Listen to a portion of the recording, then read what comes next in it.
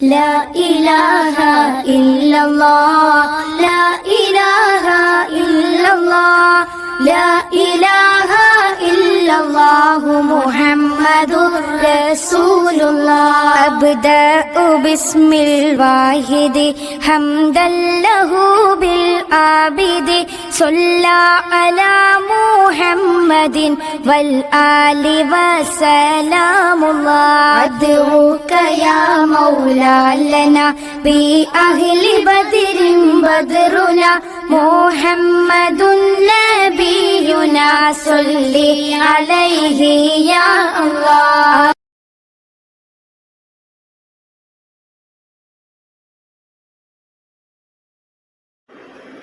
السلام عليكم ورحمة الله تعالى وبركاته. الحمد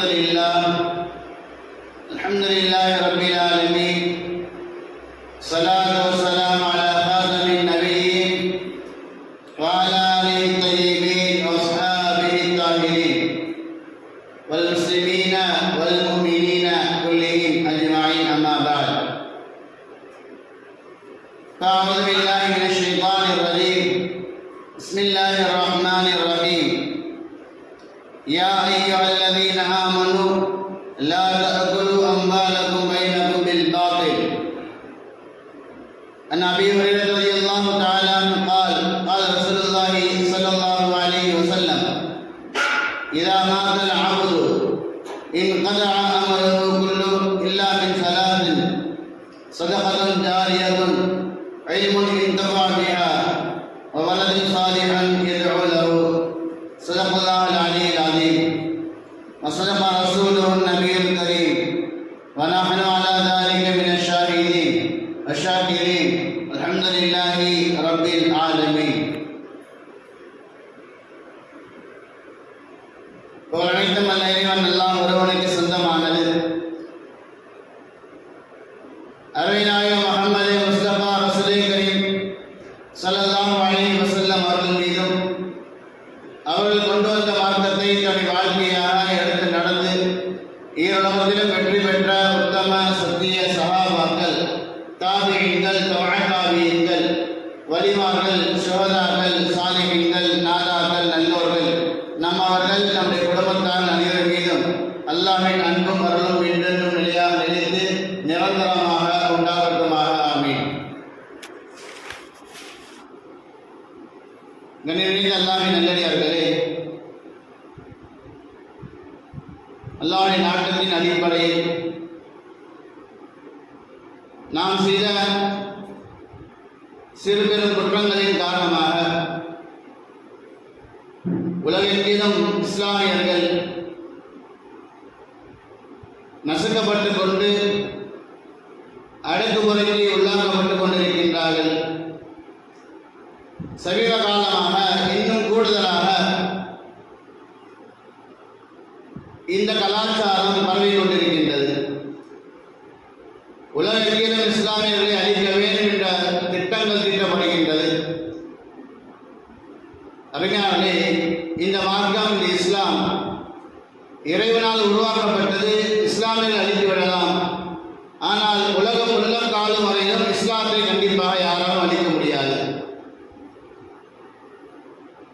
இந்த சமுதாயம் ஃபிரௌன், காரூன், ஹாமான் இதை போன்ற மிக பெரும் விரோதிகளை, எதிரிகளை சந்தித்த ஒரு சமுதாயமாக இருக்கின்றது.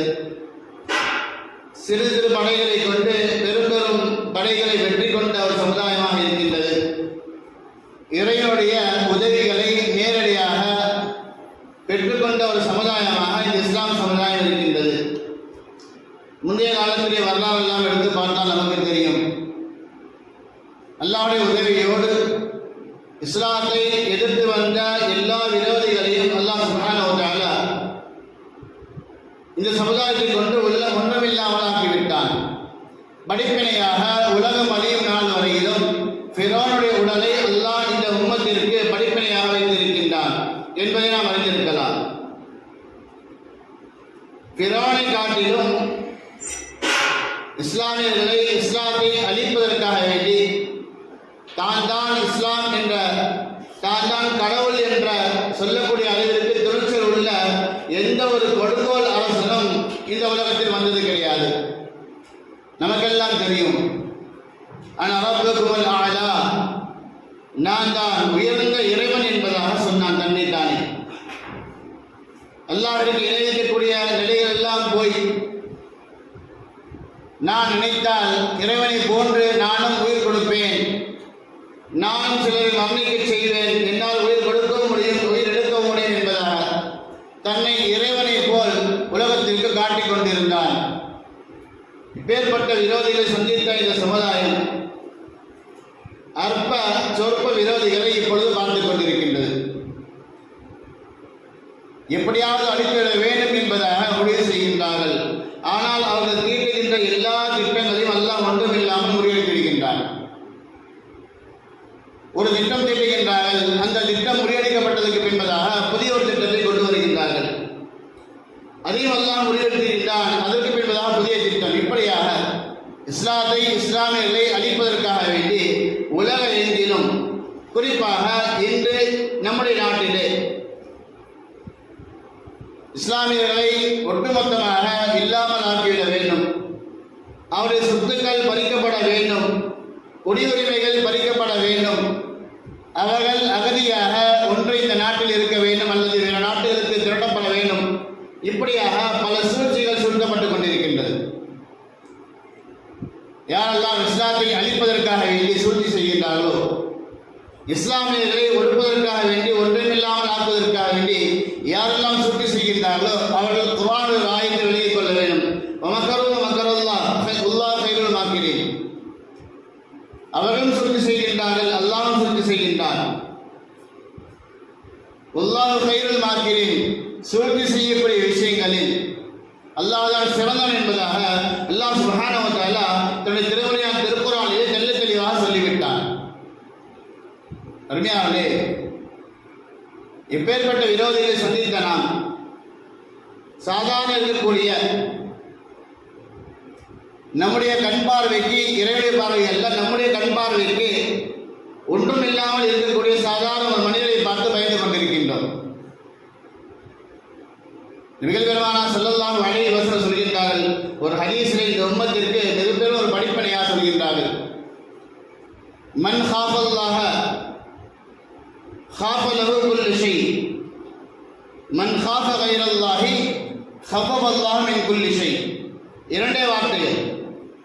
நீ அல்லாஹ்விற்கு பயந்து வாழ்ந்தால், நீ அல்லாஹ்விற்கு மட்டும் பயந்து வாழ்ந்தால் உலகத்தில் உள்ள எல்லா வஸ்துக்களும், எல்லா ஜீவராசிகளையும் உனக்கு பயப்படும்படியாக அல்லாஹ் ஆக்கிவிடுவான். அல்லாஹ்விற்கு நீ பயந்து வாழ்ந்து விட்டால், அல்லாஹ்விற்கு கட்டுப்பட்டு நீ வாழ்ந்து விட்டால், உள்ளத்தில் இறைவனுடைய நம்பிக்கையை நீ முழுமையாக கொண்டு வந்து விட்டால், நீ யாரை பார்த்தும் பயப்பட வேண்டிய அவசியம் இல்லை, எல்லாம் உன்னை பார்த்து பயப்படும். நபிகள் பெருமானார் ஸல்லல்லாஹு அலைஹி வஸல்லம் அவர்கள் மீது வைத்திருந்த நம்பிக்கை சஹாபாக்களுக்கு மட்டுமல்ல, காஃபிர்களுக்கும் இருந்தது. நபி சொன்னால் அது கண்டிப்பாக நடக்கும். நபிகள் பெருமானார் ஸல்லல்லாஹு அலைஹி வஸல்லம் அல்லாஹ்விற்கு முழுமையாக பயந்து கட்டுப்பட்டு வாழ்ந்தார்கள். ஆகவே உலகத்தில் உள்ள எல்லா மனிதர்களையும் நபிகள் பெருமானார் ஸல்லல்லாஹு அலைஹி வஸல்லம் அவர்களை பார்த்து அல்லாஹ் பயப்பட வைத்தான். மன் காஃப கைரல்லாஹி ஹஃபல்லாஹு மின் குல்லி ஷை. நீ அல்லாஹ்விற்கு அஞ்சவில்லை என்றால்,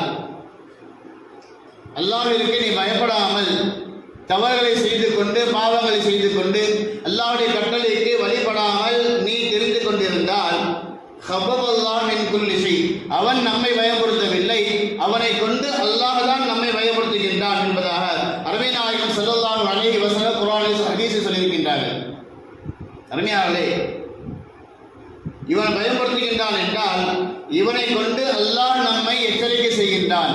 நீ அல்லாஹ்வை அஞ்சிக்கொள், அல்லாஹ்வை பயப்பட்டு வாழ்ந்து கொள் என்பதாக அல்லாஹ் சுப்ஹானஹு வ தஆலா இந்த பகைவனை கொண்டு நமக்கு அல்லாஹ் எச்சரிக்கை செய்கின்றான். உலகெங்கிலும் இஸ்லாமியர்கள் நசுக்கப்படுகின்றார்கள் என்றால் நாம் நம்முடைய செயல்பாடுகளை சரியாக ஆக்கிக்கொள்ள வேண்டும், நம்முடைய எண்ணங்களை சரியாக ஆக்கிக்கொள்ள வேண்டும், நம்முடைய அமல்களை நாம் சரியாக ஆக்கிக்கொள்ள வேண்டும், அல்லாஹ் மீது உண்டான நம்பிக்கையை உறுதியானதாக நாம் ஆக்கிக்கொள்ள வேண்டும்.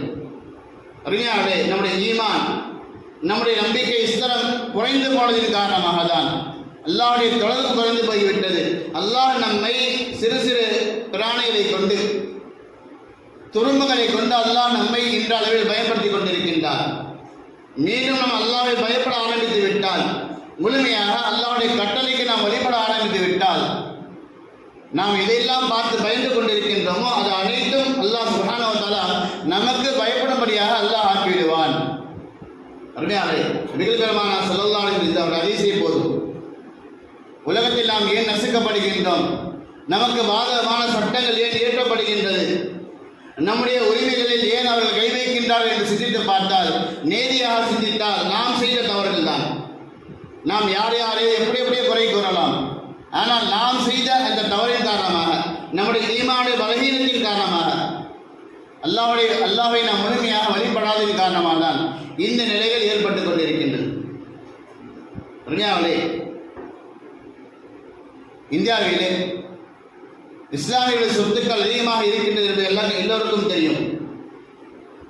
அந்த சொத்தை நிர்வகிக்கக்கூடியவர்கள் சரியான முறையில் நிர்வகித்திருந்தால், பராமரிக்கக்கூடிய அந்த நபர்கள் சரியான முறையில் பராமரித்திருந்தால், குறிப்பாக சொல்ல போனால் ஒவ்வொரு மஸ்ஜிதின் நிர்வாகிகள் நாம் எடுத்துக்கொள்ளலாம்.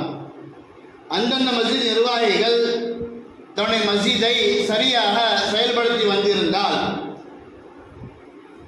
சொத்துக்கள் சரியாக பாதுகாக்கப்பட்டிருக்கும்.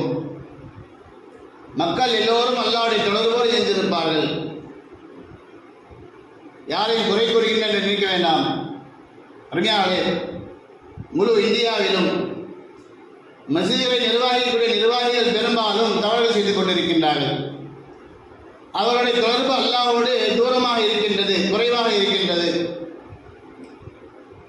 பள்ளியை மட்டும் நிர்வகிக்காமல் பள்ளி சார்ந்த விஷயங்களை, மஹல்லாவுடைய மக்களை சரியான முறையில் நிர்வகித்திருந்தால், அவர்களுக்கு அல்லாஹ்வுடைய அச்சத்தை அவர்கள் ஊட்டியிருந்தால், மார்க்கத்தை கற்பிப்பதற்குண்டான வழிமுறைகளை அவர்களுக்கு எடுத்துரைத்திருந்தால், இந்த சமுதாயம் சரியாக செயல்பட்டிருக்கும். அல்லாஹ்விற்கு கட்டுப்பட்டவர்களாக வாழ்ந்து கொண்டிருப்பார்கள். அருமையாளே, நாம் தொழுதுவிட்டோம் அதோடு போதும் என்பதாக இருந்துவிடக்கூடாது. நம்மை போன்றவர்களும் அல்லாஹாக ஏற்றுக்கொண்ட எல்லா நபர்களும் அல்லாஹ்விற்கு முழுமையாக கட்டுப்பட்டு நடக்கக்கூடியவர்களாக மாறுவதற்கான முயற்சிகள், அதற்குண்டான ஏற்பாடுகளை பள்ளியுடைய தொடர்புடைய நாம் கண்டிப்பாக செய்து கொடுக்க வேண்டும். இந்த அளவிலும் கூட வக்ஃப் சட்டத்திற்கு எதிராக அழைப்பு கொடுக்கப்பட்டது. பலருடைய வாயிலிருந்து வரக்கூடிய வார்த்தை, நாங்கள் வரமாட்டோம் என்பதாக பகிரங்கமாக சொல்கின்றார்கள். அல்லாஹ் பாதுகாக்க வேண்டும். அது எங்களுடைய வேலை இல்லை, நிர்வாகம் பார்த்துக் கொள்ளும் என்பதாக, இது எல்லோருக்கும் உண்டான பொறுப்பு என்பதாக நாம் விலகிக் கொள்ளவில்லை. அதற்குண்டான விளக்கத்தை நாம் அவர்களுக்கு முதலாவதாக தரவில்லை. முஸ்லீம்கள் சொத்து என்றால் அல்லாஹ்வை ஏற்றுக்கொண்ட எல்லா நபர்களுக்கும் பொதுவானது. அதை காப்பாற்றக்கூடிய அனைத்து உரிமைகளும் தகுதிகளும் கடமைகளும் நம்மை சார்ந்தே இருக்கின்றது. இன்று யாரோ எங்கோ இருக்கின்றார்கள், அவருடைய சொத்துக்கள் தான் பறிக்கப்படுகின்றது, நமக்கு என்ன என்பதாக நாம் நம்முடைய இல்லங்களில் அமர்ந்து கொண்டிருந்தால் அல்லாஹ் பாதுகாக்க வேண்டும். அந்த சட்டம் நாளடைவில் நம்மிடத்தில் வந்து சேரும். நாம் சம்பாதித்து சொந்தமாக வாங்கிய நம்முடைய நிலங்களும் பறிபோகும், என்னுடைய குடியுரிமையும் பறிபோகும். இந்த நாட்டில் நான் அகதியாக வாழக்கூடிய சூழ்நிலை, என்னுடைய சொத்துக்கள் எல்லாம் பறிபோகிவிடும், என்னுடைய இல்லங்கள் எல்லாம் பறிபோகிவிடும். அறிஞர்களே, நாம் சிந்திக்க வேண்டும். இன்றைய காலத்தில் உள்ள அரசாங்கத்தை இஸ்லாமியர்களுக்கு எதிரான உள்ள அரசாங்கம் என்று சொல்வதை காட்டிலும் இந்திய நாட்டிற்கு ஒரு எதிரியாக இருக்கக்கூடிய ஒரு அரசாங்கம் என்பதாக சொல்ல வேண்டும். உடலில் எப்படி கேன்சர் வருகின்றதோ, மனித உடலை சிறு சிறுதாக ஒவ்வொன்றாக கண்ணுக்குத்தான் ஏற்பட்டிருக்கின்றது என்பதாக நினைத்துக் கொள்ளாமல், கைக்கு தான் கேன்சர் வந்திருக்கின்றன நினைத்துக் கொள்ளாமல், அல்லது காலில் வந்திருக்கின்றன நினைத்துக் கொள்ளாமல், வந்திருக்கக்கூடிய பகுதி உடல் உறுப்பில் வந்துவிட்டது, சிறிது சிறிதாக கண்களையும் கால்களையும் கைகளையும் உடலையும் முழுவதுமாக பாதித்து ஒன்றுமில்லாமல் ஆக்கிவிட்டு முழுமையாக உடலை அழித்துவிடும். அதே போன்றுதான் இஸ்லாமியர்களுக்காக வந்திருக்கின்றன நினைத்துக் கொள்ளாமல் இந்த சட்டம் இருக்கின்றது. இன்றளவில் இஸ்லாமியர்கள் கொண்டு தொடங்கினாலும் கூட இந்தியாவில் வரக்கூடிய எல்லா விதமான கலாச்சாரம் கொண்ட மதங்களை கொண்ட அனைத்து மக்களையும் பாதிப்புக்குள்ளாக்கப்படக்கூடிய சட்டமாக இருக்கின்றது. என்னுடைய குடியுரிமை என்னுடைய சொத்து இது, இதை நான் எப்படி பாதுகாக்க வேண்டும் என்ற ஆலோசனை வேண்டுமானால் அரசாங்கம் தரலாம். வக்ஃபு வாரியத்திற்குள்ளாக இருக்கக்கூடிய சொத்துக்களை அந்த வக்ஃபுடைய நிர்வாகிகள், நீங்கள் நிர்வாகிக்கக்கூடிய இந்த நிர்வாக தன்மை சரியில்லை, நீங்கள் இப்படி நிர்வாகம் செய்யுங்கள் என்பதாக ஆலோசனை தரலாம். ஆனால் இப்படிதான் நிர்வாகம் செய்ய வேண்டும் என்ற முடிவெடுக்கக்கூடிய அளவிற்கு அவர் சட்டம் மாற்றிவிட்டார்கள். சுமார் 22 நபர்கள் இருக்கக்கூடிய இடத்திலே 10 நபர்களை நீங்கள் உங்களுடைய இஸ்லாமிய மக்களை வைத்துக் கொள்ளலாம். மீதம் உண்டான 12 நபர்கள் அரசாங்கம் முடிவு செய்யப்படக்கூடிய நபராக இருக்கலாம். அந்த 12 நபர்கள் மெஜாரிட்டியாக இருப்பார்கள். இன்று அளவில் பாராளுமன்றத்திலே சட்டங்கள் இயற்றப்படுவது மெஜாரிட்டி கவனித்தால் இயற்றப்படுகின்றது. எந்த ஒரு சட்டங்களை எங்கு இயற்றினாலும் சரி, அதிகமான ஓட்டுகள் யாருக்கு முடிவு செய்யப்படுகின்றதோ அதை கொண்டுதான் ஒரு சட்டம் கொண்டு வரப்படுகின்றது. அவருடைய சூழ்ச்சியை சிந்தித்து பாருங்கள். 10 நபர்களை வக்ஃபு வாரியம் நீங்கள் நியமித்துக் கொள்ளலாம். மீதம் உண்டான 12 நபர்களை அரசாங்கம் முடிவு செய்யும். அவர்கள் முஸ்லீமாகவும் இருக்கலாம், முஸ்லீம் அல்லாதவர்களாகவும் இருக்கலாம் என்பதால் எல்லாம் நம்மை பாதுகாக்க வேண்டும். ஆரம்ப கட்டத்தில் 2 நபர்கள் தான் சொல்கின்றார்கள். இஸ்லாம் அல்லாத 2 நபர்கள் கண்டிப்பாக உள்ளே இருப்பார்கள் தான் சொல்கின்றார்கள். இந்த 2 நாளை 12ஆக கூட மாறலாம். அந்த 12 நாளை இன்னும் சில நாட்களுக்கு பிறகு, சில வருடங்களுக்கு பிறகு 22ஆக முழுமையாக அவருடைய கைவசம் சென்றுவிடலாம். அருமையாவளே, வக்ஃபுடைய சொத்துக்கள் சரியானவர்கள் பராமரிப்பதன் காரணமாக அவர்கள் உள்ளே நுழைகின்றார்கள், நாம் இடம் கொடுக்கின்றோம்.